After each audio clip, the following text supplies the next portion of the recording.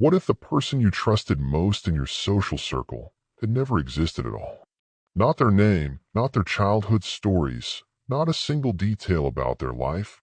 Every word they ever told you was written by someone in a government office thousands of miles away.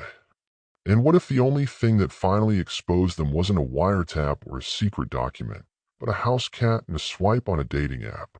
This is the true story of a woman who spent over a decade living inside NATO circles, befriending generals, running a fake business, and building an entire life from scratch, only to vanish overnight the moment someone got too close to the truth. On September 15, 2018, a woman boarded a flight from Naples, Italy to Moscow. To anyone watching, it looked like another routine trip. She was a jewelry designer, a Peruvian socialite, the kind of person who traveled constantly for work and posted glamorous photos from expos in Bahrain and Paris. Her name was Maria Adela Kufelt Rivera, and she had spent years weaving herself into the fabric of one of Italy's most elite social scenes. But this time, she never came back. Her apartment in Naples sat untouched. She didn't pack her things, didn't say goodbye to her friends, didn't even collect her mail. The only trace she left behind was a single Facebook post, vague, cryptic, mentioning a long medical treatment and the possibility that she might reach out again someday. She never did. And the people who had known her, dined with her, confided in her, were left with nothing but questions. What they didn't know was that Maria Adela had never been Peruvian. She had never been a jewelry designer. And the woman they had laughed with at charity galas and invited into their homes was, in fact, a Russian intelligence officer operating under one of the most elaborate fake identities ever deployed by the GRU, Russia's military intelligence agency. The investigation that would eventually unmask her started with something that seemed almost laughably careless. Earlier that same year, investigative journalists had been digging into the poisoning of Sergei Skripal, a former Russian spy who had been attacked with a nerve agent in Salisbury, England. During that investigation, they stumbled across a bizarre pattern. The Russian operatives involved had been issued passports with numbers that were nearly consecutive. It was a tiny oversight, the kind of thing you wouldn't expect from a major intelligence agency, but it turned out to be a devastating mistake, because once you know the range of numbers the GRU is using, you can start scanning for other passports that fall within that same sequence. And when journalists got their hands on leaked border-crossing records from Belarus, one name jumped out immediately, a foreign-sounding name attached to a Russian passport just a few digits away from known assassins. Maria Adela Kufelt Rivera, a supposed Peruvian citizen, repeatedly traveling by train between Moscow and Rome, using a passport issued by the same office that had armed poisoners with fake identities. The timing was impossible to ignore. She had fled to Moscow literally the day after the passport story broke. And she never returned, so the question became, who was this woman really? And what had she been doing during the decade she spent living openly in Western Europe? To understand how deep this deception ran, you have to understand what an illegal spy actually is. Most people picture spies as diplomats or attaches, people with official government cover who can claim immunity if they're caught. Illegals are the opposite. They're sent abroad with entirely fabricated identities, fake passports, invented childhoods, and backstories so detailed they could pass a background check. They live as ordinary citizens, sometimes for years or even decades, embedding themselves in communities, learning languages, adopting local customs, and waiting for the moment they're activated. Maria Adela's cover story was elaborate, if a bit strange. She told people she had been born in Peru to a German father and a Peruvian mother, but that her mother had abandoned her in Moscow during the 1980 Olympic Games, leaving her with a Soviet family she had befriended. She claimed to have been raised in Russia by adoptive parents, abused by her adoptive father, and eventually to have made her way back to Latin America and then Europe to build a new life. It was an odd story, full of holes, but it had a very specific reason for existing. Originally, Maria Adela had been deployed with a forged Peruvian birth certificate and a completely different legend. But that identity had collapsed when a civil servant in Lima became suspicious and contacted the parish priest listed on her documents, a priest who inconveniently had founded that church 9 years after Maria's birth certificate claimed she was born there. Her name ended up on an official annulled citizenship list, available for anyone to find online. At that point, most illegal spies would be recalled, given a new identity, and redeployed later. But Maria Adela had already built something valuable. She was dating the son of a wealthy Maltese family. She had contacts in politics, business, and media. Starting over would have meant throwing all of that away. So Moscow made a risky call. They kept her in the field, issued her an emergency Russian passport from the GRU range, and retrofitted her backstory to explain why a Peruvian woman would have Russian documents. The Olympic Games story was born out of necessity, not creativity, and somehow it worked. For years, nobody questioned it. By 2013, Maria Adela had established herself in Naples, a city that happens to house one of NATO's most important operational headquarters, the Allied Joint Force Command. She opened a jewelry boutique called Saran, marketed herself as an artisan designer, and began hosting events that drew in local politicians, businessmen, and celebrities. But the jewelry was a prop. Reverse image searches later revealed that the pieces she claimed to have designed herself were actually cheap trinkets available from Chinese wholesale websites. The real value of her business was the access it provided. Through her boutique and her social calendar, Maria Adela inserted herself into the Lions Club of Naples, a charity organization originally founded by a NATO officer.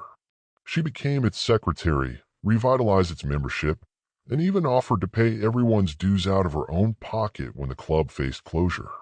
That gesture wasn't just generosity. In intelligence work, identifying people with financial difficulties is a classic profiling technique. It helps spot individuals who might be vulnerable to recruitment, blackmail, or influence. Through the Lions Club, she developed friendships with the wives of NATO colonels and generals. She reportedly pursued romantic relationships with people connected to, or even inside, the alliance itself. And all this happened while she was living under a name that didn't exist, with a history that had been invented in an office in Moscow. Then came September 14, 2018. The investigative story about the GRU passport range was published, and within 24 hours, Maria Adela bought a one-way ticket to Moscow and disappeared. 2 months later, she posted that cryptic message about cancer treatment, an explanation designed to be unverifiable, emotionally resonant, and final. For the investigators trying to unmask her, the challenge now was proving who she really was.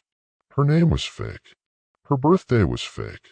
Her entire digital footprint in the West had been scrubbed. Searching for her face in Russian databases returned hundreds of low-probability matches. For months, the trail went cold, but there was one thing that kept coming up in interviews with her friend in Naples. One detail that everyone mentioned, almost in passing, as the only consistent thing in her otherwise chaotic emotional life. Her cat, Louisa.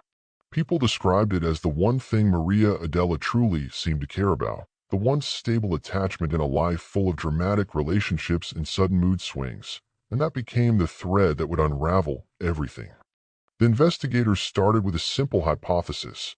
If Louisa was the only real thing in Maria Adela's life, maybe she had taken the cat with her when she fled to Moscow. Every pet traveling from the European Union to Russia is required to have a microchip, a unique identifier linked to vaccinations and border records.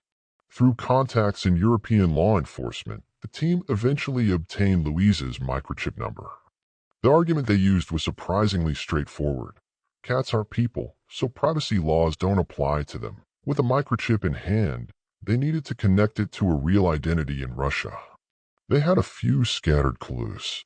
A Russian phone number registered in Maria Adela's name showed spam calls originating from the Krasnodar region in southern Russia, a telltale sign that the phone's owner had traveled there at some point. An Instagram comment from a woman in a town called Anapa, also in Krasnodar, added another data point.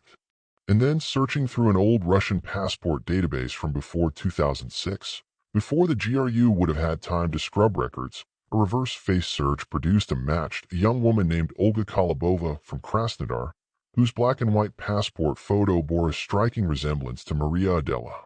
When investigators sent the photo to Maria Adela's friends in Europe, the response was immediate and unequivocal. That's her. That's 100% her. But a resemblance isn't proof. They needed something definitive. Olga Kolobova's phone records, purchased from Russian data brokers, revealed something unexpected. She had received a confirmation code from Tinder. She had a dating profile. And Tinder, unlike many social platforms, serves profiles based on geographic proximity. So the lead investigator did something he never expected to do in a spy case. He created a fake Tinder account, spoofed his GPS location to within 1 kilometer of Olga Kolobova's known Moscow address, and started swiping. 3 days later, he found her. A profile under the name Olga, using the exact same photo that Maria Adela had once posted on her own social media. Not a similar photo. The same photo. The same woman living under two names, separated by thousands of miles and an entire fabricated life. But the Tinder discovery revealed more than just her identity. Her dating activity was extensive. She was messaging men, scheduling dates, sometimes two in a single day. And she had a habit of sending photos of her legs from her desk at work. Those photos, seemingly innocent, showed her office environment, her computer screen, and enough background detail to identify her workplace, the Russian pension fund office in Moscow. Food delivery records confirmed it. Lunch orders were going to that exact address, and her name, the spy who had once infiltrated NATO social circles, was now working as an accountant at a pension fund. There was still one piece of the puzzle left. The investigators had Louise's microchip number from Italy, and in early 2022, Russia had launched a voluntary pet registration system called Animal ID. When they accessed it, the microchip number for the Italian cat was registered to an owner with the initials O. Kolobova. The cat had followed her home. And the cat, in the end, was the proof that tied everything together. Further digging revealed that Olga Kolobova came from a military family. Her father had headed the military department at a major Russian university and had been decorated for service in Iraq, Angola, and Syria. She was a second-generation GRU officer, trained from youth for a life of deception, deployed young, and reliant on charm and improvisation to survive in the field. Maria Adela's story tells us something unsettling about modern espionage. The new generation of illegal spies isn't necessarily the polished, decades-trained operative of Cold War fiction. They're young, adaptable, and willing to live inside their fake identities so completely that the line between cover and reality blurs beyond recognition. Their legends aren't just masks they wear, they become the only lives they know. We may never know exactly what intelligence Olga Kolobova gathered during her years in Naples, or what secrets passed from NATO circles back to Moscow through her network of friendships and relationships. That's the nature of deep cover espionage. The damage is often invisible until it's already done. What we do know is that she was exposed not by a mole or an intercepted cable, but by the two most human things about her, her love for a pet and her search for connection. In the end, the machinery of Russian intelligence couldn't account for the fact that even spies are people. And people, no matter how carefully trained, leave traces. If stories like this fascinate you, there's a whole world of intelligence operations, shadow wars, and unbelievable true deceptions waiting to be unpacked. Hit the like button if this blew your mind, drop a comment with your theories on what she might have actually been after, and subscribe so you don't miss the next deep dive. Some of these cases get even wilder than this one, and trust me, you won't believe what's coming next.